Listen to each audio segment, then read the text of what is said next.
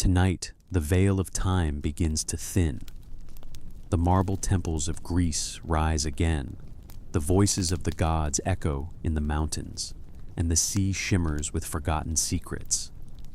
Join me now on our journey into Greek mythology, where every story is both myth and dream. Don't forget to follow our channel and like the video. In the beginning, when the world was still raw and undefined, myths were not mere stories, but living truths that shaped the hearts and minds of civilizations. Humanity looked up at the stars and down at the trembling earth, searching for meaning in thunder, fire, and the ceaseless waves of the sea. Out of this search, mythology was born, a tapestry of gods, heroes, monsters, and mysteries that explained the unexplainable and gave order to chaos. The ancient Greeks, whose voices still echo across marble ruins and dusty amphitheaters, wove some of the most enduring myths. To them, Mount Olympus was not just a mountain, but a celestial palace where Zeus ruled with thunder in his hand, where Hera glared with the jealousy of 1,000 storms, and where Apollo's golden lyre strummed the melodies of truth and prophecy. These gods were not distant abstractions. They were fiery, flawed, passionate beings who walked among mortals, sometimes to bless, often to punish, always to remind humanity of its fragile place beneath the heavens. Yet Greek mythology was not alone in shaping the imagination of the world. In the shadowed forests of Scandinavia, under skies that danced with the flickering aurora, the Norse people spoke of Odin, the All-Father, who traded his eye for wisdom at the well of Mimir. They told tales of Thor, whose hammer Mjolnir cracked with thunder, defending gods and men against the encroaching chaos of giants. They whispered of Loki, the trickster, a creature of cunning and betrayal, whose schemes would one day ignite Ragnarok, the twilight of the gods, when the world itself would be reborn from fire and ash. Meanwhile, across the deserts of Egypt, where the Nile breathed life into the sands, gods wore animal faces and carried eternal truths. Ra, the sun god, sailed across the heavens by day and through the underworld by night, his rays nourishing both mortals and the divine. Isis, with her wings of protection, stitched together the broken body of Osiris, proving that even death could not sever love. And Anubis, jackal-headed guardian of the tombs, weighed the hearts of the dead against the feather of Ma'at, deciding who was worthy of eternal life and who would be devoured by darkness. From the mountains of Mesopotamia to the far eastern lands of India and China, myths bloomed like eternal flowers. Gilgamesh, king of Uruk, sought immortality only to discover the inevitability of death, while in India, Vishnu danced through creation and destruction, preserving the balance of worlds across countless ages. In China, dragons coiled through the skies not as beasts of terror, but as symbols of fortune and strength, their breath weaving the rhythm of rain and harvest. Mythology was not bound by borders. It was the shared dream of humanity. Each tale, whether sung beside a fire or carved into stone, reflected the fears, hopes, and longings of people who yearned to understand themselves and their place in the cosmos. And though separated by oceans and languages, their myths often mirrored each other, as if all cultures, no matter how distant, drew from the same deep well of human imagination. Thus begins the long journey into the heart of myth, where gods rise and fall, where monsters crawl from shadows, and where mortals strive for glory in a world that often seems indifferent. It is a journey across continents and centuries, through the minds of poets, priests, and storytellers, who gave us legends that still burn bright today. The gods of Olympus were not merely rulers of the heavens, they were the embodiment of human nature itself. In their feasts, their quarrels, their jealousies, and their loves, one could see the reflection of mankind, magnified, exaggerated, eternal. Zeus, lord of the skies, was both protector and destroyer, a father to many, yet a cause of endless rivalries. His thunderbolt struck down arrogance, but his passions created dynasties of both heroes and monsters. Hera, his queen, bore the crown of marriage and motherhood, but her heart was often heavy with suspicion. Each betrayal of Zeus fanned the flames of her vengeance, and countless mortals found themselves entangled in her wrath. Yet Hera was not merely spiteful. She was the voice of dignity in a world that often mocked fidelity. She stood tall, her gaze unyielding, embodying the strength of women whose loyalty was both their gift and their curse. Athena, born fully armed from Zeus's brow, represented the union of wisdom and war. She was a goddess of strategy, not chaos, of order, not rage. While Ares reveled in bloodshed, Athena wielded the shield of justice. In her temples, marble columns rose toward the sky, as if reaching for reason itself. To Athens, the city that bore her name, she was not just protector, but identity, the soul of democracy and philosophy. Ares, by contrast, was the raw force of violence. His presence was felt not in the eloquence of generals, but in the screams of the battlefield, in the clash of spears, in the crimson-stained earth where soldiers fell. Though despised by many, he was necessary, for without conflict, peace had no meaning. Then there was Aphrodite, radiant as dawn, her laughter capable of bending both gods and mortals to her will. She embodied love, yes, but also desire, obsession, and the sweet poison of longing. From her touch, empires rose and fell, for nothing is more powerful than the heart inflamed. Poseidon ruled not from Olympus, but from the depths of the sea, his trident shaking the earth itself. Sailors prayed to him with trembling voices, for he could raise waves that devoured fleets or calm the waters to guide them home. He was tempest and salvation, the shifting moods of the ocean carved into divine form. And beneath it all lay Hades, lord of the underworld. Misunderstood, often feared, he was not evil, but inevitable. His realm was not merely of death, but of silence, reflection, and eternal balance. The dead whispered through his halls, their fates decided by judges who weigh deeds without passion. In Hades, one found neither cruelty nor mercy, only truth. Together, these gods shaped a world alive with contradiction. To worship them was not to seek perfection, but to embrace the fullness of existence, the joy and the sorrow, the love and the betrayal, the wisdom and the folly. Greek mythology taught that life was not about escaping flaws, but about living through them, enduring the trials sent by capricious gods, and finding meaning in struggle. Mortals, too, became legends in this mythic theater. Heroes like Hercules, whose strength defied nature, bore the weight of impossible labors to cleanse his soul. Perseus, armed with cunning and divine gifts, severed the head of Medusa and turned terror into triumph. These men were not flawless. Their arrogance often matched their bravery. But it was in their imperfections that mortals saw themselves, and in their victories that they glimpsed immortality. And so, myth became the bridge between heaven and earth, teaching mortals that though they might never touch the stars, they could walk in the footsteps of gods through courage, cunning, and the eternal pursuit of greatness.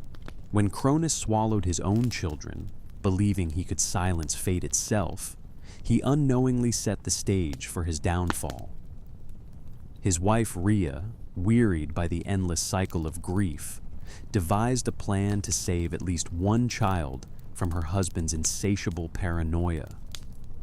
On the night of Zeus's birth, while the heavens groaned with storms and the earth trembled as if in mourning, Rhea fled to the island of Crete.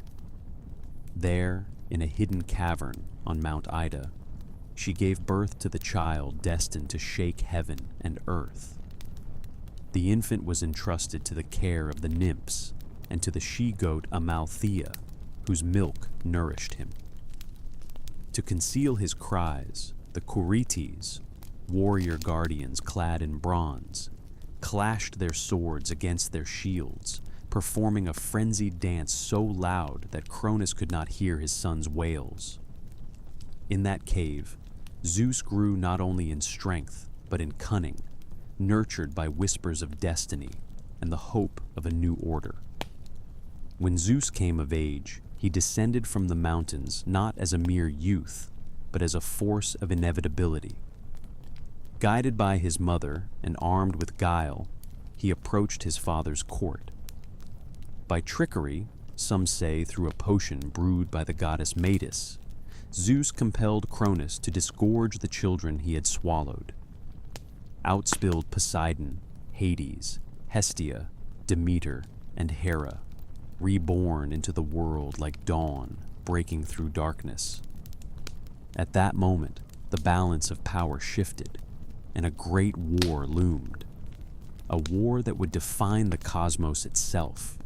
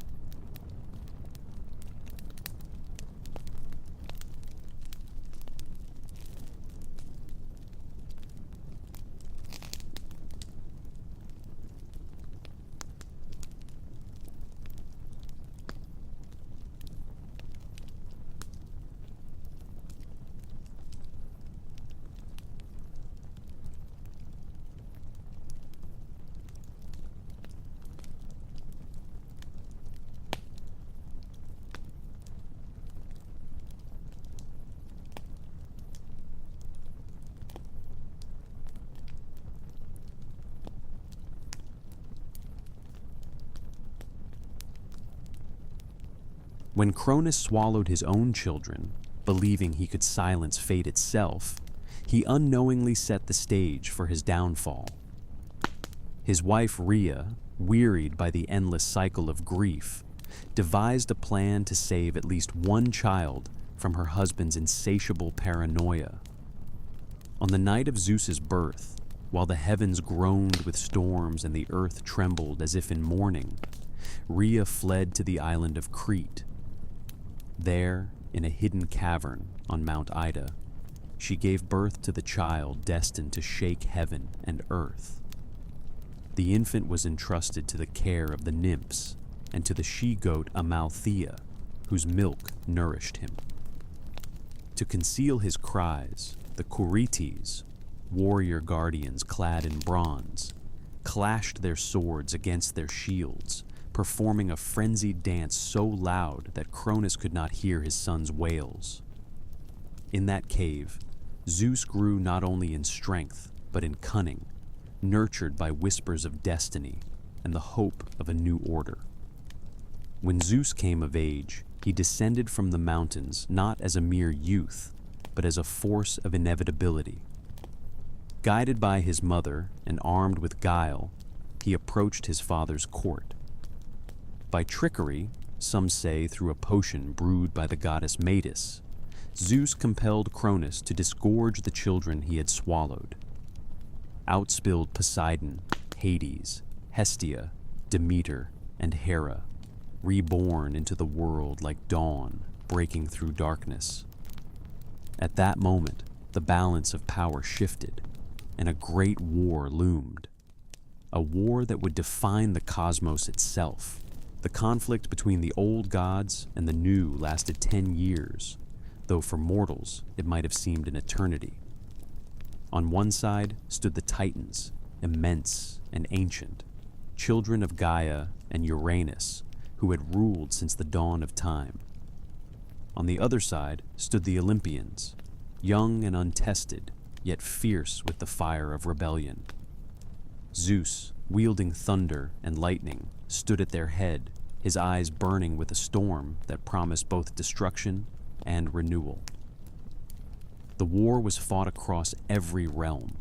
Mountains were hurled like stones. Oceans boiled as Poseidon struck his trident into the depths. The earth itself split open beneath the tread of giants. Yet for all their power, the Olympians struggled against the entrenched might of the Titans. Victory seemed uncertain until Gaia whispered counsel to her grandson Zeus. Free the Hecatonchires and the Cyclopes, who had been imprisoned in Tartarus. Zeus obeyed, descending into the abyss and shattering the chains that bound those forgotten children of the earth. In gratitude, the Cyclopes forged weapons of unimaginable might. To Zeus, they gave the thunderbolt, searing and unerring. To Poseidon, the trident, which could shatter any wall or summon tempests. To Hades, the helm of invisibility, a crown of shadows that made its wearer vanish like smoke. Armed with these gifts, the Olympians turned the tide. The battle reached its climax when Zeus hurled his thunderbolts with such ferocity that the very sky split, and the Titans were cast down. One by one, with the Titans defeated, the world entered a new age. Zeus and his brothers drew lots to divide the realms. Zeus claimed the heavens, Poseidon the seas, and Hades the underworld, while the earth itself remained common to all. The divine council gathered upon the lofty peak of Olympus, which from that day forward would be more than a mountain. It would be the eternal seat of power, where gods deliberated and destiny was woven. The Olympians, each unique in domain and temperament, took their places. Hera, proud and watchful, became queen of marriage and family. Demeter, whose heart beat with the rhythm of soil and seed, took charge of the harvest and fertility of the earth. Athena, born later from Zeus's own mind, embodied wisdom and the art of strategy. Ares reveled in the fury of war, while his half-brother Hephaestus shaped wonders from fire and metal. Apollo, radiant as the sun, and Artemis, pure as the moonlit hunt, stood as twin beacons of balance. Aphrodite, born of sea foam, carried beauty and desire into the hearts of gods and mortals alike. From Olympus, Zeus ruled not only with thunder, but with judgment. His reign was not without strife. Gods quarreled, rivalries smoldered, and loves both sacred and scandalous unfolded. But it was an era unlike any before. The Olympians brought order where there had been chaos, law where there had been only primal will. And yet, for all their divine majesty, they mirrored the passions and follies of humankind, for within them burned the same fire that lit the souls of mortals. Thus began the reign of Olympus, the age that would fill the world with myths, tales of gods who loved and warred, who punished and rewarded, who ruled the cosmos yet walked among men. It was not merely a new order. It was the dawn of a divine drama that would echo through eternity. The silence that followed Kronos' reign was deceptive. A calm stretched across the fabric of the cosmos, heavy with dread. For though the Titan King had consumed each of his children, fate was not so easily undone. In secret, far away from the oppressive shadow of Kronos, Rhea's last-born son grew strong. His name was Zeus, and he carried within him the seed of revolution. Rhea had hidden him in a cave on the island of Crete, far from her husband's watchful eye. There, nurtured by the nymphs Adrasteia and Ida, the infant god was fed on the milk of Amalthea, a divine she-goat whose horns dripped ambrosia and nectar. The Curetes, armored dancers of the mountain, beat their spears against their shields whenever the child cried, drowning out his wails so that Kronos would not hear.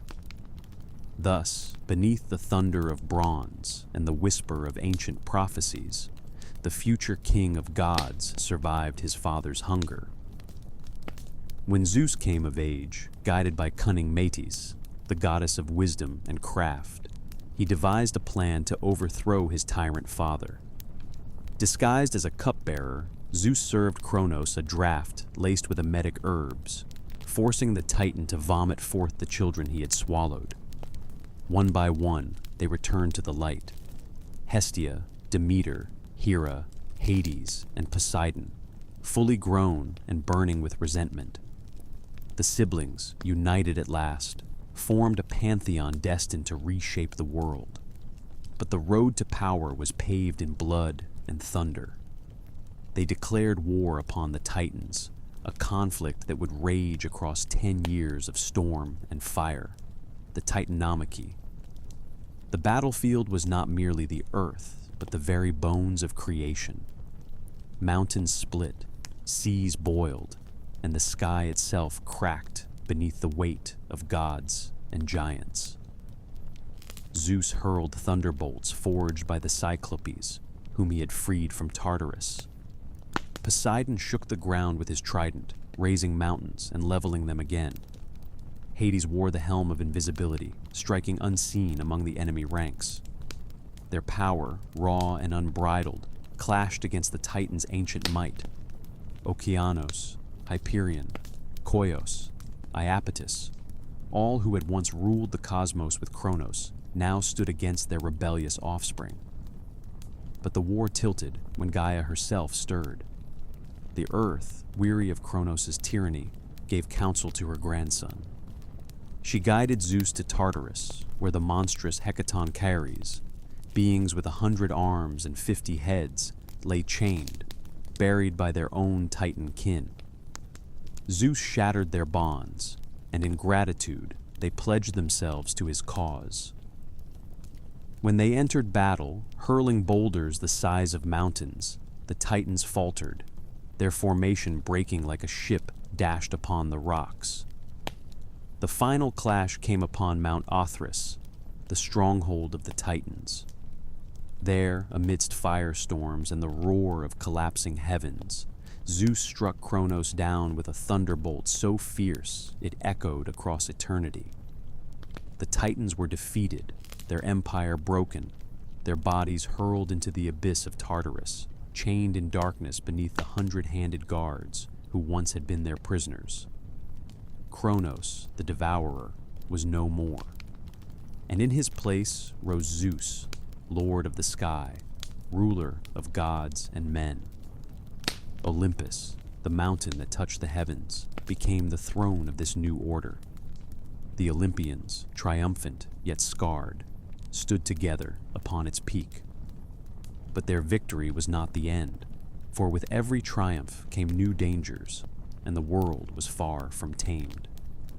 Even as the smoke of the Titanomachy drifted away, whispers curled through the shadows. Gaia, grieving for her fallen children, began to stir once more, and from her womb, vengeance would soon rise in the form of monstrous heirs, beasts and giants whose fury would test even the gods themselves. For though Zeus had won the crown of Olympus, fate had only just begun to weave the tapestry of his reign. Though the Olympians had claimed victory, the earth itself groaned beneath the chains of the imprisoned Titans. Gaia, mother of all that lived and breathed, was not silent in her grief. Her beloved children, the Titans, had been cast into the pit of Tartarus, bound in agony, their cries echoing like thunder beneath the roots of the world. Rage swelled in her heart, and from that fury she gave birth to a being unlike any creation before or since. This was Typhon, the father of monsters. Towering beyond comprehension, his body stretched from earth to stars. His lower half coiled in massive viperous tails that writhed and hissed like seas of snakes. From his shoulders sprouted wings vast enough to darken the heavens. His eyes blazed with fire, his breath poured forth storms of flame, and his voice boomed with the fury of 10,000 storms. Each of his 100 serpentine heads screamed in different tongues, spewing venom and chaos into the air. Typhon rose from Gaia's womb as her final vengeance against the Olympians. His purpose was simple: to tear Zeus from the sky, burn Olympus to ash, and restore the old order of Titan rule. Even the gods trembled when they first beheld him, for Typhon was not just a monster, but a force of nature, chaos incarnate. When Zeus learned of this new terror, he did not hesitate. He gathered the Olympians upon Mount Olympus, and together they prepared for battle. Yet, as Typhon ascended, his shadow swallowed the peak, and even the bravest gods faltered. The first clash between Zeus and Typhon split the heavens. Thunderbolts collided with streams of fire. Mountains cracked under their blows, and rivers boiled as serpentine tails lashed across the earth. For a moment, Typhon gained the upper hand. With a scream that shattered valleys, he hurled Zeus's thunderbolts back upon him. Wounded and weary, Zeus was carried off, his sinews torn from his limbs and hidden in a cavern deep within Cilicia. The Olympians scattered in terror, fleeing to Egypt, where they disguised themselves as animals to escape the monster's wrath. Hermes became an ibis, Artemis a cat, Apollo a hawk, and Dionysus a goat. Humanity, seeing their gods in strange new forms, carved idols and whispered prayers, unknowingly creating the roots of Egyptian mythology. But Zeus was not so easily undone. With the cunning of Hermes and the courage of Pan, his stolen sinews were retrieved. Restored to his full strength, the king of gods returned, his fury burning brighter than ever before. He ascended the sky, thunder and lightning in his hands, and confronted Typhon once more. Their battle shook the pillars of creation. Seas rose into walls of water. Forests were reduced to ash. The very stars seemed to tremble as thunder roared and fire raged. Finally, with a bolt so fierce it split the horizon, Zeus struck Typhon and hurled him into the depths of the earth. The monstrous body crashed beneath Mount Etna in Sicily, where it lies to this day, writhing in fury. When the mountain erupts, the ancients said it was Typhon's fiery breath, a reminder that the beast still lives, chained but not destroyed. Thus, Zeus proved himself not only the conqueror of Titans, but the tamer of monsters. Olympus was secure once more, and the gods returned to their thrones, their fear replaced with awe for the might of their king. Yet the scars of the battle remained, etched into the land and memory alike. Humanity, watching from below, told tales of thunder and fire, of a beast who had challenged the heavens and nearly won. And though Typhon lay buried, Gaia's wrath had not ended. From his blood and his fury would spring countless other monsters, the Chimera, Cerberus, Hydra, and more, each destined to test heroes and gods alike in the centuries to come. For in the world of myth, victory was never final. Every triumph carried the seed of another trial, every crown balanced upon the edge of chaos. And Zeus, though victorious, knew well that Olympus would forever be a throne watched by the eyes of fate. Even after Zeus's victory over Typhon, the world was not at peace. The heavens stood secure, the earth trembled less violently, but humanity remained fragile and incomplete. Mortals lived in ignorance, shivering in caves, their nights pierced by the howls of beasts and the cold that seeped into their bones. They knew no fire, no craft, no warmth. Their lives were short and brutal, their only prayer survival until the dawn. Yet among the Titans, not all had chosen rebellion. Some had bent their knee to Zeus, earning clemency rather than chains. One such figure was Prometheus, whose name meant forethought. He was no ordinary Titan. Cunning, sharp-eyed, and strangely compassionate toward the fragile mortals who crawled upon the earth. Where Zeus looked upon humanity as clay-made creatures, useful perhaps, but weak, Prometheus saw potential. Minds waiting to awaken, hands yearning to build, voices ready to sing. Zeus, ever cautious, decreed that mankind must remain ignorant, forever beneath the gods, dependent and powerless. But Prometheus defied this decree. He descended to earth, shaping men from clay with care, molding their limbs with artistry and their faces with dignity. Into their forms he breathed thought, reason, and imagination.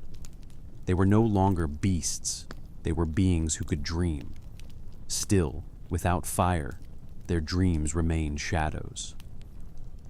Prometheus begged Zeus to allow this gift, to give mankind a spark of divine flame so they might cook their food, forge their tools, and keep the night at bay.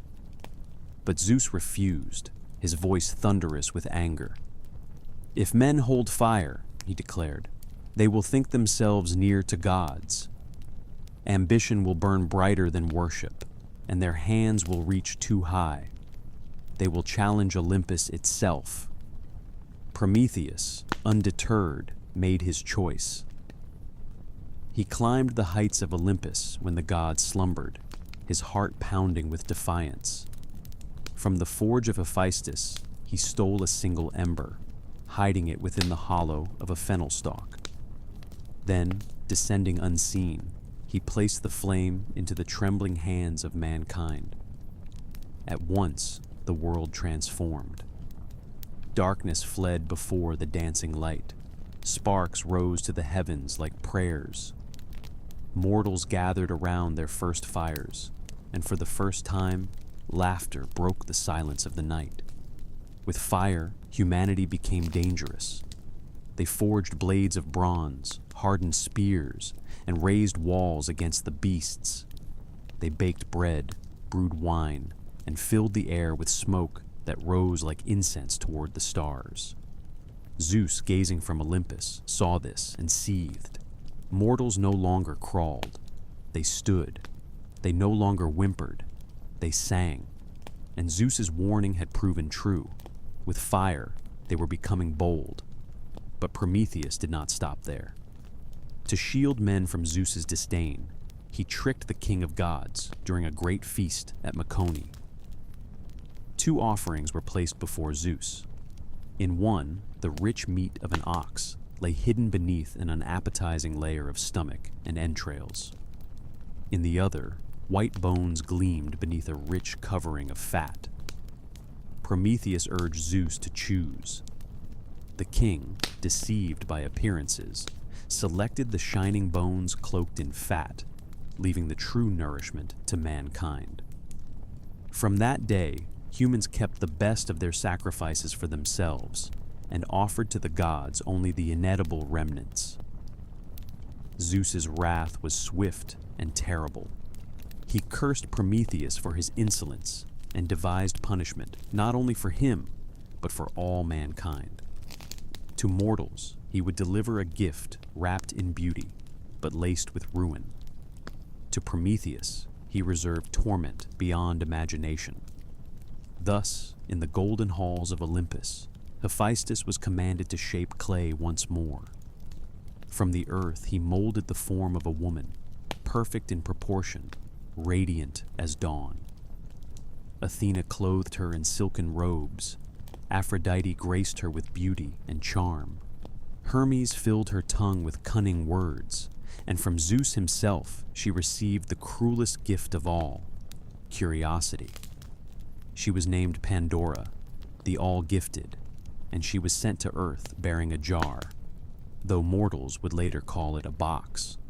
Within that vessel lay every sorrow yet unknown: disease, famine, jealousy, war, grief, and betrayal. When Pandora, unable to resist her God-given curiosity, lifted the lid, the world was forever changed. Plague spread where there had been health, hunger stalked where there had been plenty, and death became the shadow of every birth. Only one thing remained at the bottom of the jar: hope, faint and fragile, but enduring. It was all that kept humanity from despair. As for Prometheus, his punishment was carved into eternity. Zeus chained him to a barren peak in the Caucasus Mountains. There, every day, an eagle, the sacred bird of Zeus, descended upon him, tearing at his liver. Each night, his body healed, only to be ravaged again the next day. Immortal, he could not die. Bound in agony, he endured, his crime written in his flesh, his defiance echoing in every scream. Yet even in torment, Prometheus remained unbroken. He had given mankind fire, the gift of gods, and no punishment could erase that. From his suffering, humanity learned resilience. From his sacrifice, they gained the courage to defy fate. And from his flame, civilization was born.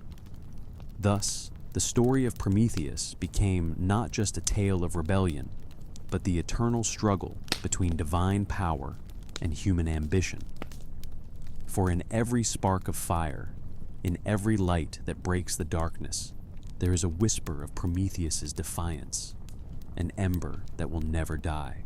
After the flame of Prometheus lit the nights of mortals and Pandora's jar spilled its endless sorrows into the world, mankind entered an age unlike any before.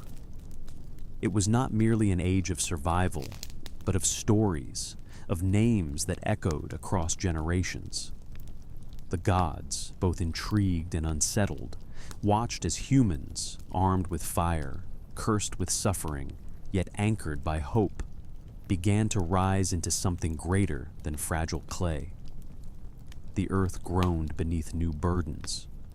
Where once tribes huddled in caves, now villages began to spread. Fields were tilled, harvests stored, weapons sharpened. With fire came ambition, and with ambition came conflict. Blood was spilled in disputes over land, women, or cattle, and the cries of mortals reached Olympus like smoke from burning fields. Zeus, high upon his throne, declared that the balance must be maintained. The gods would not allow mankind to forget its place. Yet in their hearts, each god chose favorites, mortal champions upon whom they bestowed gifts, or curses. Hera whispered vengeance into the ears of queens. Athena descended in dreams, teaching wisdom and the art of strategy. Ares fanned the flames of war. Aphrodite stirred desire so potent it toppled kings. Mortals found themselves caught in the games of immortals, their lives like pieces on a divine chessboard.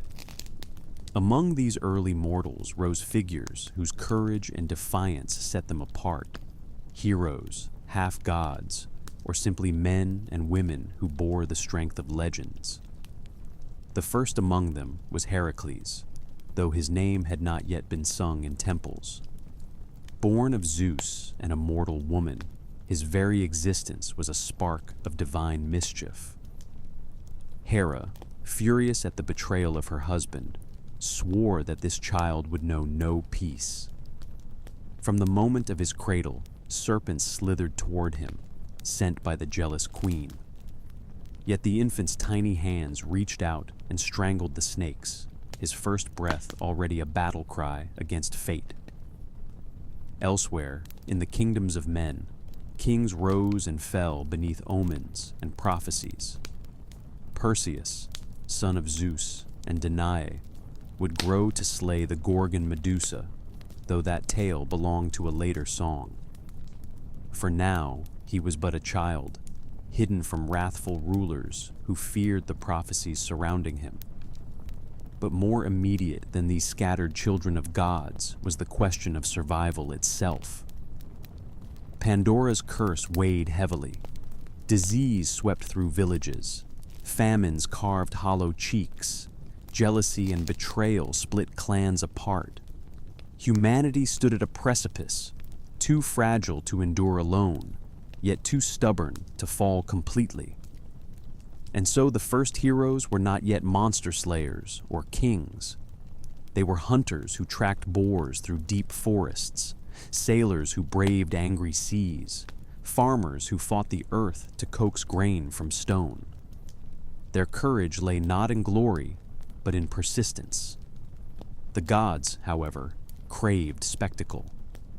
They grew restless with the slow endurance of mortals, and so they began to weave trials that would shape the world of myth. Monsters were birthed from divine spite, creatures that walked between nightmare and punishment. The Hydra rose from Hera's jealousy, a serpent with many heads whose blood was venom. The Nemean lion prowled the hills, its hide impenetrable to mortal steel. Centaurs thundered across the plains, wild and untamed, half man, half horse, a living reminder of man's struggle with his own instincts. These terrors were not accidents. They were tests, challenges sent to measure the worth of mankind. And in response, mortals rose with weapons in hand, their fear outweighed by the fire in their hearts. Each monster birthed a hero. Each trial birthed a story, and each story became a thread in the tapestry of myth. Yet beneath the chaos, a question stirred. Was this cruelty or guidance? Were the gods tormenting humanity or forging them into something greater? Prometheus, bound to his rock, knew the answer. Through his agony, he saw visions of men and women rising to heights undreamed of. He saw that his gift of fire had kindled not only survival, but ambition. Humanity would not remain clay forever. They would challenge monsters, challenge fate, perhaps even challenge the gods themselves. The age of heroes had begun, and though its dawn was painted in blood and shadow, its light reached further than Zeus had ever intended. The boy who strangled serpents in his cradle did not grow into a man of peace. Hercules, son of Zeus and the mortal Alcmaeon, bore the weight of divinity like a curse branded into his skin. From the first cries of his infancy, Hera's hatred hunted him. She could not undo his birth, but she could ensure his every step was shadowed by torment. As he grew, Heracles was larger, stronger, and wilder than any of his peers. By the time he was a youth, his shoulders were broad as oak trunks, his fists capable of breaking stone, his voice carrying across valleys like thunder. His teachers marveled and feared him. He learned to wrestle from Autolycus, to fight with weapons from Castor, to sing and play the lyre from Linus. Yet when Linus struck him for a mistake, Hercules, not yet aware of his own strength, lashed out and killed him with a single blow.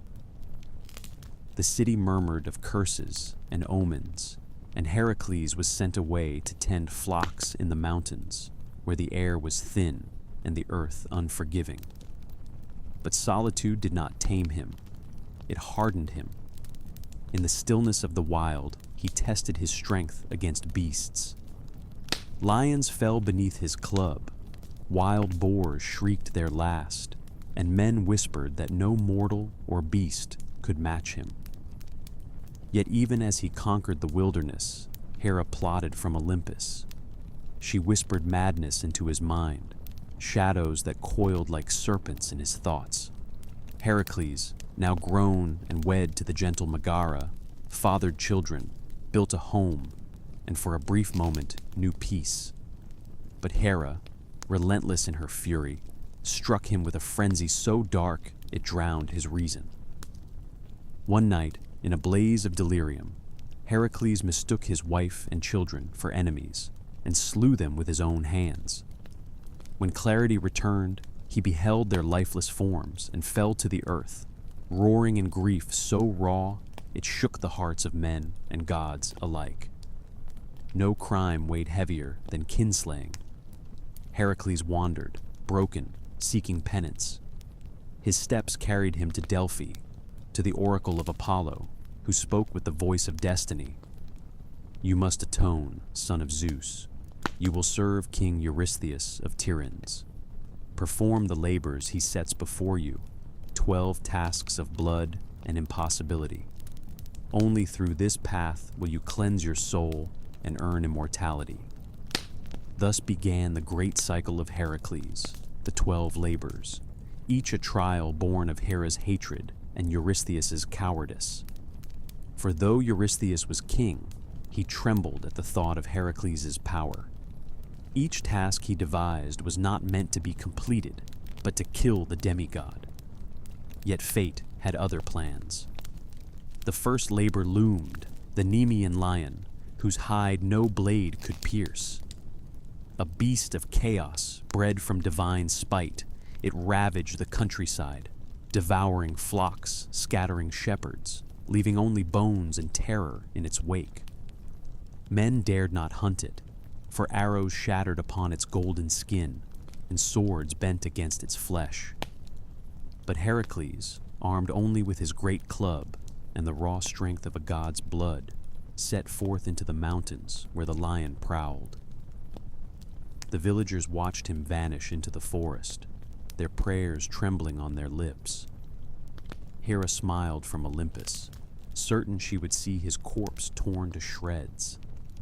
But deep in the caves of Nemea, where shadows breathed and bones carpeted the ground, Heracles would prove himself not merely a man, not merely the pawn of gods, but the herald of a new age. The age of heroes was no longer a dawn on the horizon. With Heracles, it had a name, a face, and a destiny written in blood and fire.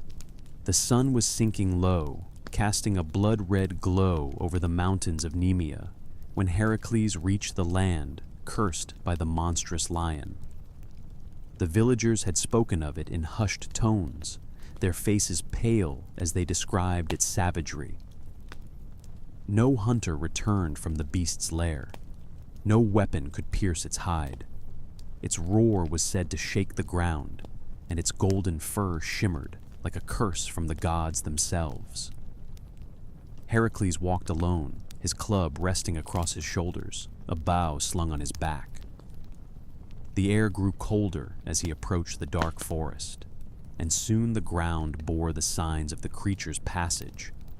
Paw prints deep as craters, bones gnawed and shattered, trees scarred by its claws.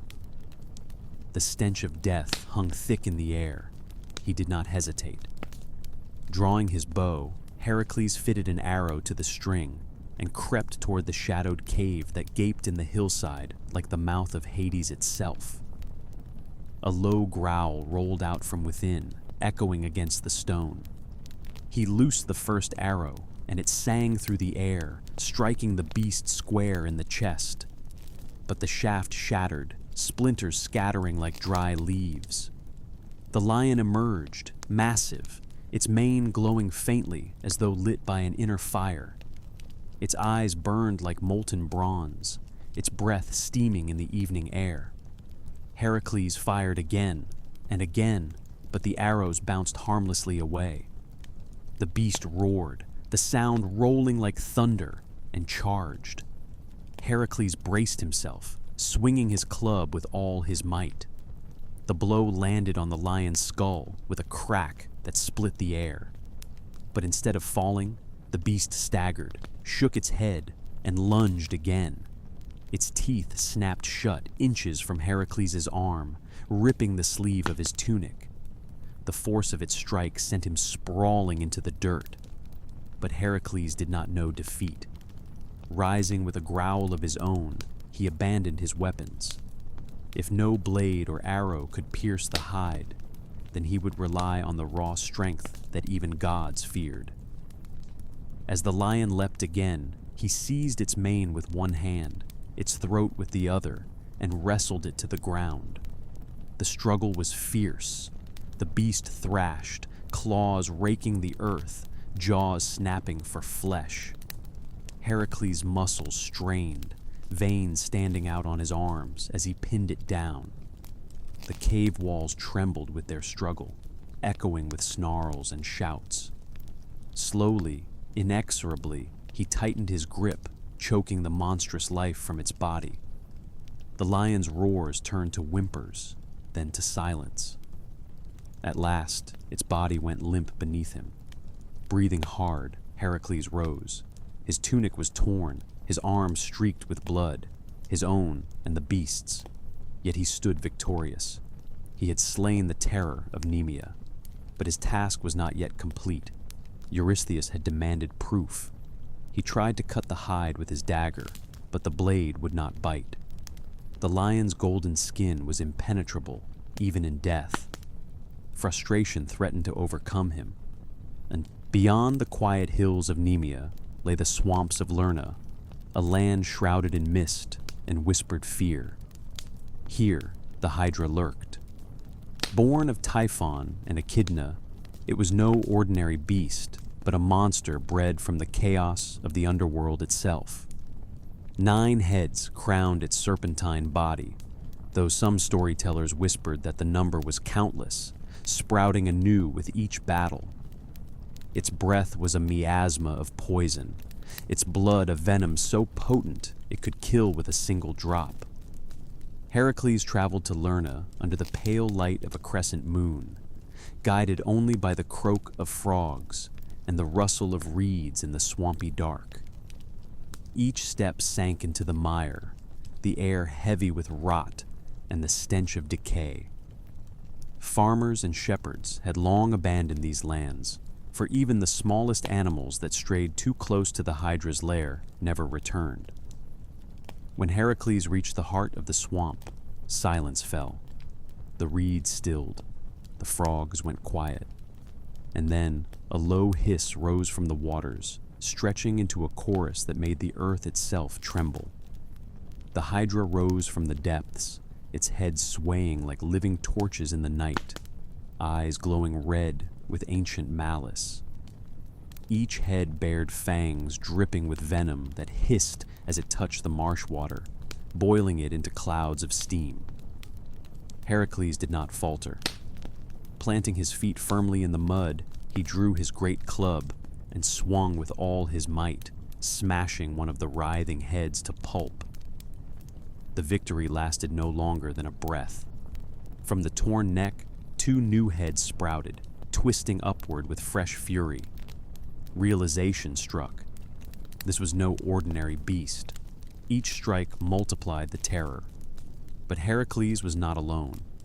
At his side stood Iolaus, his faithful nephew, who had insisted on accompanying him despite the dangers. Together, they would need not just strength, but cunning.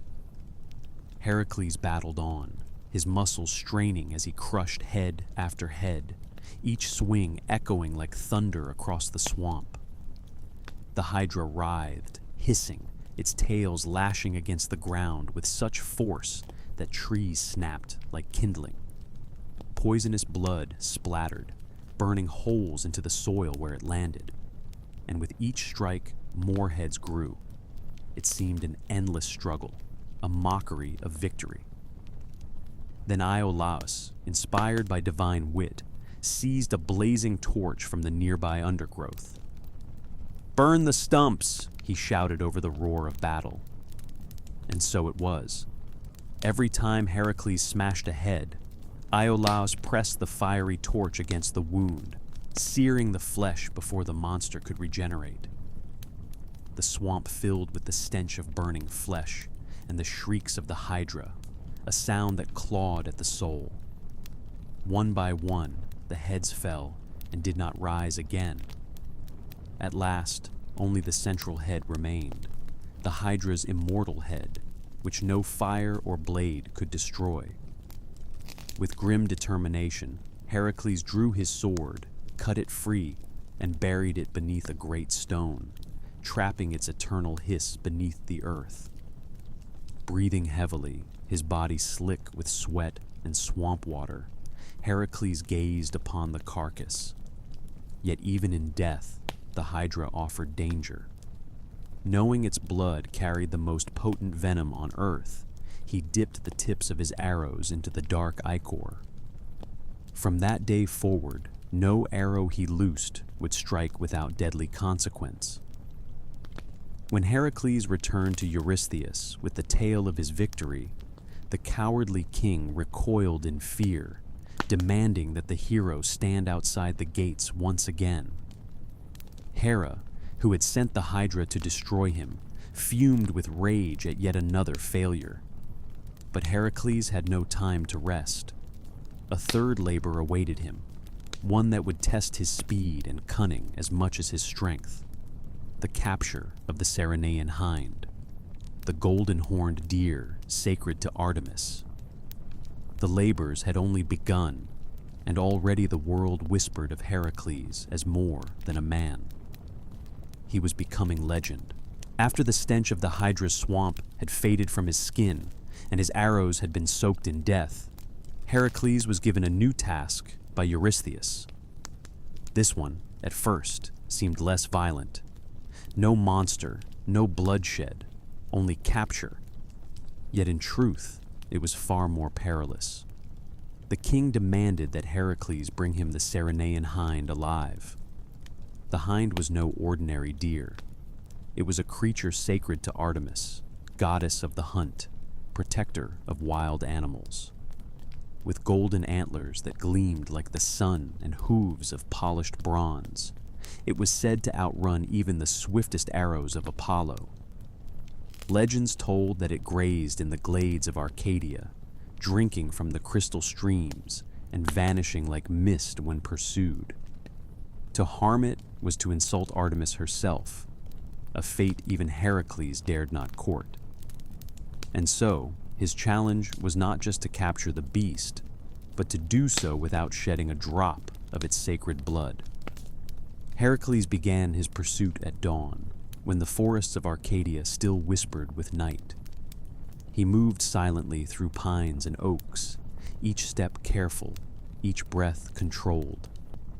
The hind's golden antlers caught the first light of the rising sun, a flash between the trees that made him pause in awe. It was as if the creature carried daylight upon its head, an untouchable flame of divinity. The chase began. Heracles pursued the hind across mountains and valleys, through rivers that surged with icy torrents, and fields that stretched endlessly beneath the sky. Days turned to weeks, weeks to months. The hind was tireless, always just out of reach, bounding with grace that mocked even the mightiest hunter. Heracles, though unyielding, began to understand. This was no simple quarry, but a trial of patience, endurance, and humility. Seasons passed. Snow clung to the peaks as winter arrived. Still, Hercules tracked the hind, his footsteps marked in frost and mud alike. Each time he thought he had cornered it, the creature would dart away, vanishing like a dream. Yet he never gave up. He learned to live as the hind lived, drinking from the same rivers, resting beneath the same stars, moving with the rhythm of nature itself. At last, after a year of unending pursuit, Hercules found his chance. By a silver stream in the heart of Arcadia, the hind bent to drink. Quiet as a shadow, Hercules nocked an arrow, but he did not fire. To wound the hind was to invite Artemis's wrath. Instead, with infinite care, he loosed an arrow that flew just past the deer, grazing its foreleg. Not enough to spill blood, only enough to slow its bound. In a single breath, he leapt forward, his hands closing around the golden antlers. The hind struggled, wild eyes flashing with both fear and fury. Hercules whispered to it, calming it as best he could, his grip firm yet reverent. He had captured it alive, but his victory was short-lived. For in the next moment, the forest itself seemed to tremble, and from the shadows stepped Artemis, her silver bow drawn, eyes blazing like the moon. At her side walked Apollo, radiant with golden light. "You dare lay hands upon my sacred beast?" Artemis's voice cut the air like a blade. Hercules bowed his head, still holding the hind gently. "Great goddess, I mean no disrespect. I am bound by the command of Eurystheus. If I disobey, I fail not only him, but the will of fate itself. I captured your hind, but I have not harmed it." Artemis studied him, her gaze cold, but behind it flickered understanding. "You tread on sacred ground, son of Zeus. Yet your words ring with truth. I will allow this, for only a moment. Deliver the hind as fate demands, but once your task is recognized, you shall release it back into my care." Hercules swore it by the river Styx, the unbreakable oath of the gods. And so he carried the hind to Eurystheus, who marveled at its beauty, reaching greedily for its golden antlers. But before he could claim it, Hercules loosened his grip, and the hind darted away, vanishing once more into the wilds of Artemis. The labor was complete, yet untouched by sacrilege. Hercules had proven not only his strength, but his restraint, his respect for the divine. But Eurystheus grew ever more bitter. Each triumph made him more desperate to see the hero fail. And so, his next command would be one of impossible swiftness and frustration: to capture the fearsome Erymanthian boar, alive. No sooner had the golden hind bounded back into Artemis's wild care than Eurystheus called Hercules again. His eyes burned with frustration, his voice sharp as he spoke. "You think yourself clever, son of Zeus. You snare my orders with tricks and pious words.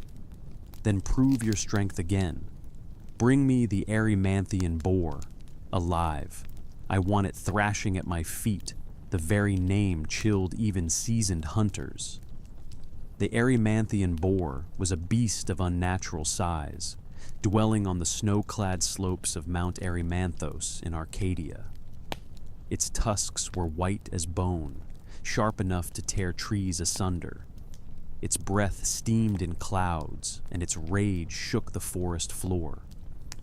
Villages whispered of ruined crops, shattered fences, and hunters who never returned.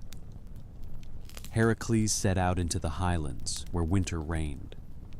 The peaks loomed jagged, blanketed in snow, their valleys echoing with the roar of the wind. Each step crunched through drifts that swallowed his boots. His lion-skin cloak, once enough to shield him from rain, now stiffened in frost. Yet he pressed on, guided by broken trails, hoofprints wide as shields, and gouges carved into the bark of ancient pines. The hunt lasted days. Hercules tracked the beast through glacial ravines where icicles hung like spears. At night, the mountains grew silent, save for the distant grunt of the boar, echoing like thunder. He did not sleep deeply. Each rustle of snow might have been the monster charging down upon him. At dawn on the fourth day, he found it. The creature tore through the underbrush ahead, massive and terrible. Its body was as large as a bull, its bristles stiff and dark, its tusks curved like scythes glinting in the pale sun. When it saw Hercules, it bellowed, a guttural cry that rolled down the mountains like an avalanche. The ground shook beneath its charge. Hercules braced himself, raising his great club. But he remembered the command, alive, not slain. He needed cunning, not slaughter. With a roar of his own, he dodged aside, letting the beast thunder past, snow exploding in its wake. He pursued it upward, higher into the frozen heights, taunting it, driving it where he wished. The chase wound into a gorge where cliffs narrowed and the snow lay deep. The boar lunged again, but the drift slowed its furious strides. Hercules seized the moment. With a mighty leap, he landed upon its back, seizing its tusks in both hands. The beast bucked and thrashed, foam spraying from its jaws, but the snow bound its legs, dragging it to the ground. Hercules wrestled it into submission, pinning its massive form, binding its legs with chains of bronze. Its eyes still blazed with wild fury, but it could not rise. Panting, Hercules forced the beast onto a sled and dragged it down the mountain. When Eurystheus beheld the captive boar, he shrieked in terror. Rather than approach, he dove headlong into a great jar, an enormous storage pithos, hiding like a frightened child. From inside the vessel, his muffled voice called, "Take it away! Take it away at once!" Hercules laughed, the sound echoing through the halls of Tyrans. He had conquered not only the beast of Mount Erymanthos, but the cowardice of a king. The villagers of Arcadia would sleep in peace again, their fields free of tusked ruin. Yet Eurystheus's humiliation only deepened his hatred. And so, his next command struck at the very heart of Heracles' own instincts. A task of filth, not glory. Heracles would be sent to cleanse the stables of King Augeas, where 3,000 cattle had soiled their stalls for 30 years without cleaning. It was meant as an insult, a labor unfit for a hero. Yet once more, the son of Zeus would turn disgrace into triumph. When Eurystheus recovered from his humiliation at the sight of the boar, he sought a new way to break Heracles' pride. A king should not tremble like a child in a jar while his servant laughed. So Eurystheus plotted, and his next order came not as a glorious hunt or a clash with monsters, but as mockery. "Go," he sneered, "to the kingdom of Elis. Cleanse the stables of King Augeas. 30 years of filth, thousands of cattle, rivers of dung. If you are truly a hero, prove it not in war, but in muck." The court erupted in cruel laughter. For Heracles, who had faced lions, hydras, and titans of the wild, this sounded like degradation, a hero reduced to a stable boy. Yet he accepted without complaint. Strength was not only for battle, it was for endurance. He traveled west to the land of Elis, where King Augeas reigned. The stables were infamous even among distant villages. 3,000 cattle filled them, beasts sacred to Helios, the sun god, their hides glinting red and gold in the light. But for 3 decades, Augeas had left their filth to pile higher and higher, until the stench poisoned the air and the fields nearby grew sick. The earth itself seemed cursed by neglect. When Heracles approached the palace, he found Augeas on his throne, a broad man with a sharp, greedy gaze. "King Augeas," Heracles said, bowing slightly. "I am sent by Eurystheus to cleanse your stables. But I ask this, if I complete the task in a single day, will you grant me 1/10 of your herd?" Augeas laughed, the sound rolling like coins in a chest. "A single day? Not even a god could do it. But if you succeed, I will honor your bargain." Heracles gave no reply. He walked to the stables, surveying the endless walls of filth, the rivers of rot that had soaked into earth and wood. To clean it with shovels or baskets would take a lifetime. So he thought not as a laborer, but as the son of Zeus, with the cunning of the gods in his veins. 2 rivers flowed near Elis, the Alpheus and the Peneus. With pick and axe, Heracles tore open their banks, carving channels through rock and soil. The water surged with fury, a torrent redirected into the stables themselves. Dung, straw, and years of decay broke apart beneath the rushing flood, carried out in a roaring stream. What no man could achieve in decades, Heracles accomplished in hours. By sunset, the stables gleamed clean, the air fresh, the ground renewed. The cattle lowed contentedly, their pens at last worthy of their divine heritage. Heracles returned to Augeas, who had watched from afar with growing dread. The king's face hardened. He whispered to his counselors, then turned with false calm. "You tricked me," Augeas spat. "No man cleans stables with rivers. That was sorcery, not labor. I owe you nothing." Heracles' eyes burned. He had been mocked, cheated of his reward. In rage, he drove Augeas from his throne years later, but for now, he left Elis empty-handed, his honor intact, his bargain broken. When Eurystheus heard of the labor, he laughed cruelly once more. "I will not count this task," he declared. "You were paid, you sought profit." It was no true labor of obedience. Thus the 12 labors stretched further, Heracles' burden growing heavier with deceit. But the hero did not falter, for already Eurystheus was sharpening his malice, plotting a new command, one that would pit Heracles against flocks not of cattle, but of monstrous man-eating birds. No rest came for Heracles, no feast, no moment of quiet triumph. No sooner had he left Elis than Eurystheus sent him northward, toward the marshes of Arcadia, where rumor spoke of a terror not born of claw or fang alone, but of iron, the Stymphalian birds. They nested deep within the marsh of Lake Stymphalis, a place where the reeds grew taller than men, and the waters were dark with rot. These were no gentle creatures of wing and song.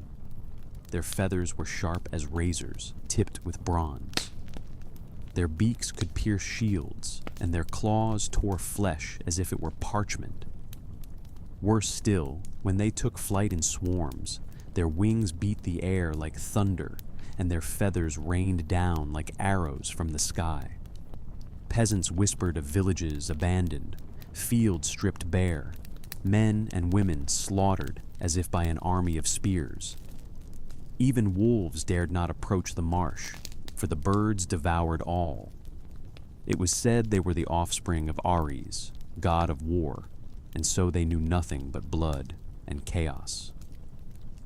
When Heracles arrived at the edge of the marsh, the air already stank of death. Bones littered the reeds, skulls half sunk in mud, the remnants of men, cattle, even wild beasts. Above, a shriek echoed, high, metallic, unnatural, and then another. The birds were waiting. Heracles drew his bow, strung with sinew, arrows sharp as truth. He fired, swift as lightning. One bird fell, then another. But for every creature slain, 10 more burst from the reeds, darkening the sky.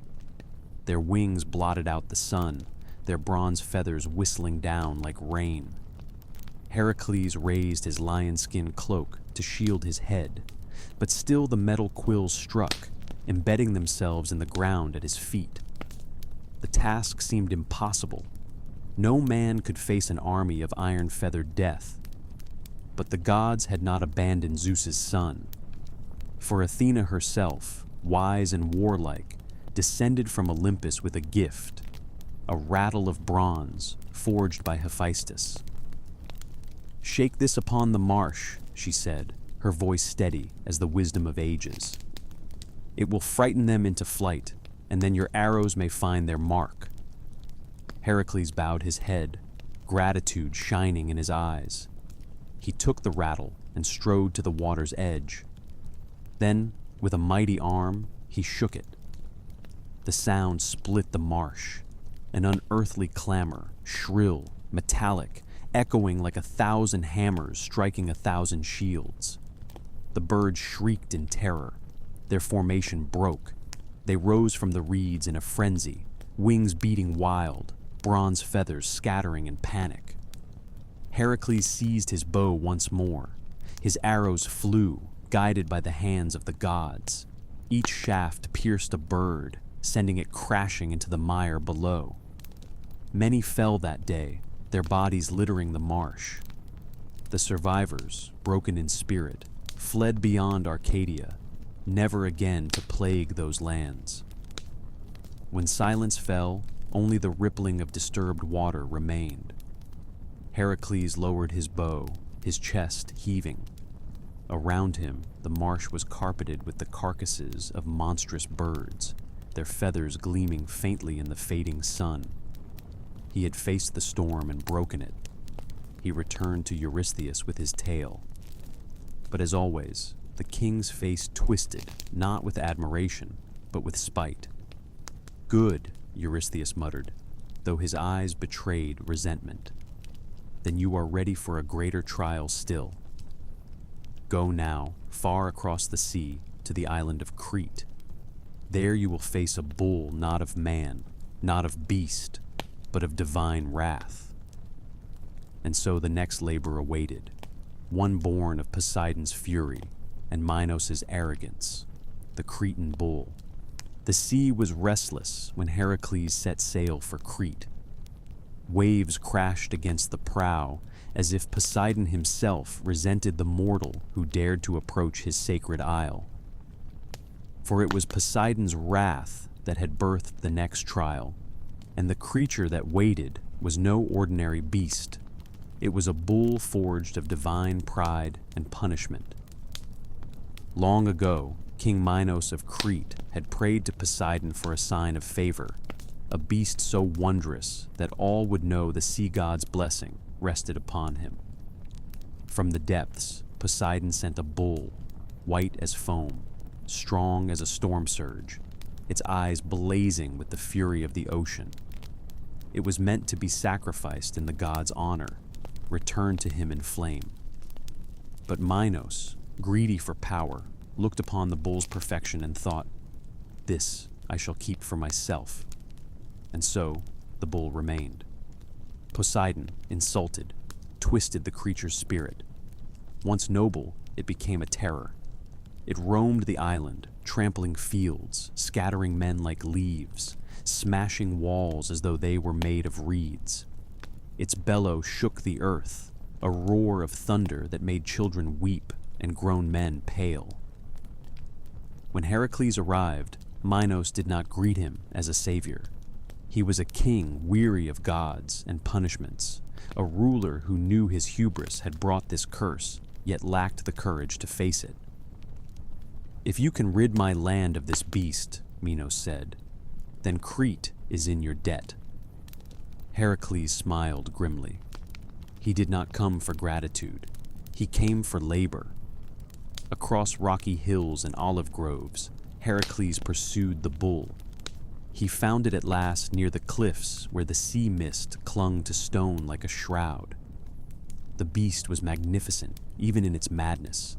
Its coat glistened like ivory, its horns curved like scimitars, and its hooves struck sparks from the earth. It saw Heracles and snorted, steam rising like smoke from its nostrils. The battle was swift, but savage. The bull charged, earth quaking beneath its steps.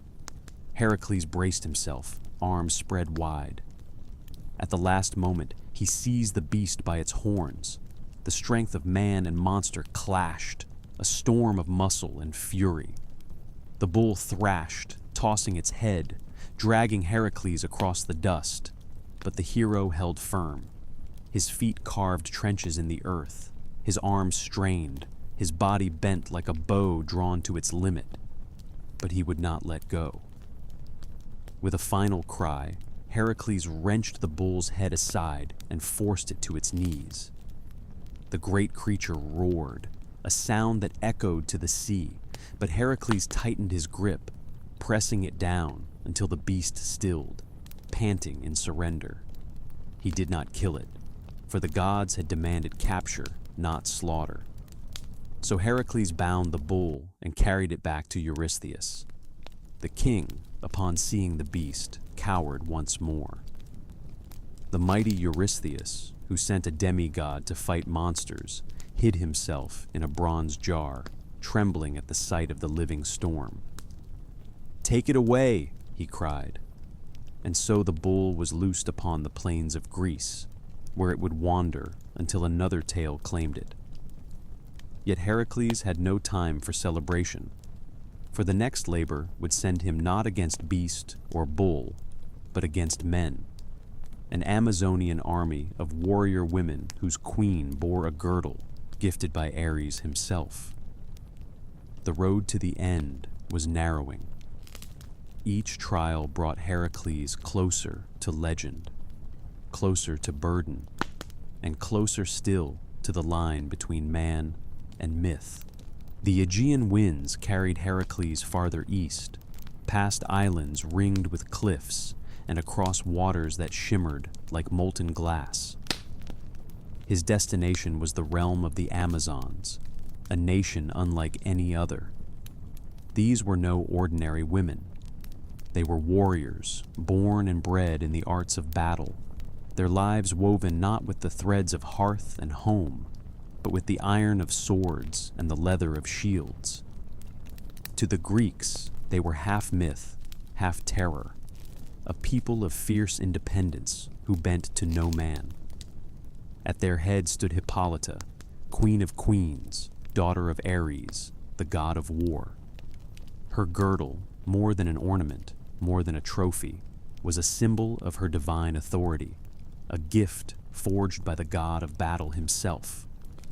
Made of leather and bronze, it cinched her waist with power and prestige, binding her as ruler of warriors who feared neither god nor mortal. Hercules had been commanded by Eurystheus to bring back this girdle, not to honor its power, nor to understand its meaning, but to satisfy the whim of his daughter, Admete, who desired it as if it were a trinket. For Hercules, it was another trial, another test in his long march of labors. When Hercules and his companions landed on the shores of the Amazon domain, the air was thick with tension. From the forests emerged the warriors, tall, proud, their hair bound in braids, their armor light but deadly, their bows strung and arrows gleaming. Yet Hippolyta herself came forth with grace and strength in her stride. The queen looked upon Hercules not with fear, but with curiosity. Stories of his labors had traveled far. She saw not just a man, but a storm in flesh, and he, in turn, saw not just a queen, but a goddess of the earth, fierce and radiant. Hippolyta spoke first, her voice strong as steel, yet smooth as a river's flow. "Why have you come to my land, son of Zeus? Do you seek conquest, or do you come in peace?" Hercules bowed his head slightly, not in submission, but in respect. "I am bound by labor, queen. I have been commanded to bring your girdle back to Mycenae. It is not for me, but for the one I serve. Yet I would not take it by theft or blood if another path lies before us." The queen studied him, her eyes sharp. Then, to the astonishment of her warriors, she smiled. "For you, Hercules, I would give it freely." For I see in your eyes no greed, only duty. And perhaps the gods, in their cruel games, have bound us both in service to others. It might have ended there, a labor completed not by violence, but by honor between warriors. But the gods are rarely so merciful. Hera, ever watchful, ever vengeful against the son of Zeus, descended in disguise. She whispered poison into the ears of the Amazons, sowing doubt and fury. Hercules has come not for the girdle, she hissed, but for your queen. He will steal her away, enslave her, and leave you broken. The seed of fear blossomed into rage. The Amazons raised their weapons, their cries piercing the air. Arrows flew, swords clashed, and the shore erupted into chaos. Heracles, realizing Hera's trickery, fought not to conquer, but to survive. His men were surrounded, their shields ringing like drums under the Amazon assault. In the turmoil, Hippolyta herself entered the fray, her eyes blazing with betrayal. Yet even as she struck, Heracles saw the conflict within her, the struggle between her trust in him and the venom Hera had sown. Their battle was swift, furious, a dance of strength and skill. But in the end, Heracles, stronger than mortal and steadier than rage, overcame her. With sorrow in his heart, he seized the girdle. Hippolyta fell, not dead, but defeated, her warriors scattering like leaves in a storm. Heracles knew he had not truly won. The gods had robbed him of the peace he might have found here, just as they robbed the Amazons of their queen's honor. He boarded his ship with the girdle in hand, the cries of the Amazons echoing across the waves, a lament for a queen undone by divine spite. For Heracles, it was another wound, invisible yet heavy. His labors were nearly at an end, but each left scars deeper than flesh.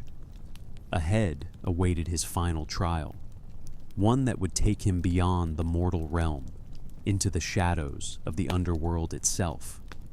The 12th labor, the capture of Cerberus. The air grew colder as Heracles approached the final threshold. 11 labors had broken his body, tested his spirit, and carved his legend into stone, yet one task remained: the descent into the underworld itself. Eurystheus, driven by cowardice disguised as authority, had demanded the impossible: bring forth Cerberus, the hound of Hades, guardian of the realm of the dead. No mortal had entered that place and returned whole. The underworld was not a battlefield of flesh and bone, but of shadow and soul. Yet Heracles, son of Zeus and burdened with penance, had no choice but to descend. He journeyed to the mouth of the underworld, a cavern at Cape Tainaron, where the earth yawned open like the jaw of a giant. Darkness poured forth, heavy as stone. Torches sputtered in the wind, their flames trembling at the very scent of the abyss. Heracles tightened the lion's skin about his shoulders, gripped his club, and stepped into night. The descent was not measured in steps, but in silence. Each pace sank deeper into the womb of the earth. Shadows clung to him like tar. The air was thick with whispers, voices of the forgotten, sighs of the condemned, laughter of the mad. These were not echoes, they were memories, fragments of lives unmoored from time. Soon he reached the river Styx, its black waters gleaming like obsidian beneath the faint light of ghostly stars. The ferryman awaited him, a figure cloaked in eternal gloom. Charon's eyes burned faintly like coals in a dying hearth. He said nothing, only stretched forth a hand. Heracles tossed him a coin, the price of passage, and stepped into the creaking boat. The river carried him across still waters that rippled with the faces of the dead. Some reached out with pale hands, others stared silently, their eyes endless voids. Heracles kept his gaze forward. He had seen death too many times to flinch, but never had it pressed so close. On the far shore rose the gates of Hades, black iron bound with chains as thick as oaks. Before them loomed a figure draped in armor darker than night. It was not Hades, but Thanatos, the spirit of death, standing sentinel. His voice was the sound of earth falling into a grave. "Mortal flesh does not belong here," Thanatos intoned. "Why have you come, son of Zeus?" Hercules stood firm. "I seek Cerberus, not to harm him, but to bring him forth for a trial placed upon me. I come not as thief, but as servant to fate." Thanatos studied him for a long moment, then stepped aside. "Then pass. But beware, strength of body is not enough here. The underworld weighs the soul beyond the gates, the realm stretched wide, fields of asphodel where the countless dead wandered without memory, palaces of shadow where kings long fallen still clutch their crowns, rivers of fire and despair carving the land into endless torment. At last, Hercules came before the throne of Hades and Persephone. The lord of the underworld sat stern and silent, his crown of obsidian resting upon his brow. Beside him, Persephone's eyes glimmered with both sorrow and compassion, the eternal queen caught between two worlds. "Hades," Hercules spoke, bowing low, "I come by command of Eurystheus to bring forth your hound Cerberus. I ask not to steal, but to borrow, and I vow to return him unharmed." Hades' voice rumbled like shifting earth. "You ask much, mortal. Cerberus is no beast of conquest. He is the guardian of this realm, the wall between the living and the dead. To take him is to tear at the order of existence." Persephone leaned forward, her gaze soft upon Hercules. "But look, Lord, this man carries the weight of penance. His labors have broken him, yet he endures not for glory, but for redemption. Perhaps the gods test not his strength, but his spirit," Hades considered. At last, he nodded. "Very well. If you can master Cerberus without weapons, without blade or arrow, then you may take him. But remember, pain and darkness will be your chains." From the depths of the cavern came a growl that shook the stones. Cerberus emerged, massive, terrible, a hound with 3 heads, each maw dripping venom, each pair of eyes glowing with infernal fire. His body was armored in scales, his tail a serpent that hissed and struck. He was nightmare given flesh. Hercules dropped his club. He set aside his bow. He stood with only the lion's skin upon his back, the strength of his arms, and the iron of his will. With a roar, Cerberus lunged.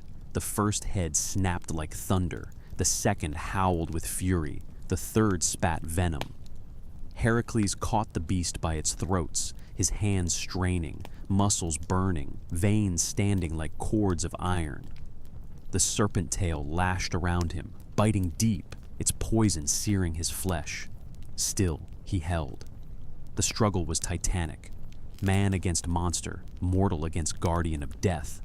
Cerberus thrashed, claws raking, jaws snapping.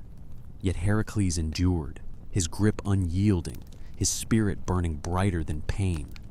Slowly, inexorably, he forced the beast down, pinning its 3 heads against the earth. The underworld shook with the sound of Cerberus's defeat. Even the shades paused, their hollow eyes wide at the sight of a mortal subduing the hound of Hades. Hercules, gasping, bloodied but unbroken, looked up at the throne. Hades rose, his face unreadable. "You have done what no mortal has dared. Take him, son of Zeus, but remember your vow. Return him, or suffer my wrath eternal." With chains forged of shadow and strength alone, Hercules bound Cerberus, leading the beast upward, back toward the realm of the living. Each step was agony, the weight of death pulling at his soul, but he climbed, his heart set on redemption. When at last he emerged into daylight, the earth trembled. Men fled at the sight of Cerberus, the monstrous guardian dragged into the mortal world. Eurystheus, upon seeing the beast, screamed in terror and hid inside a jar, trembling like a child. Hercules laughed, a sound raw, weary, but triumphant. The 12th labor was done. He had conquered not only monsters of flesh, but the very threshold of death. He returned Cerberus to Hades, keeping his vow, and the gates of the underworld closed once more. And so, the labors ended. But Heracles' story, like all legends, did not. His life would carry on into trials beyond kings, beyond gods, and beyond even himself. Yet the labors had forged him eternal, not merely as hero, but as myth, a man who bore the weight of sin, endured the cruelty of the gods, and emerged a symbol of strength that no death could bind. Heracles, the son of Zeus, the breaker of chains, the conqueror of labors, walked on. His story was finished, yet it would never end.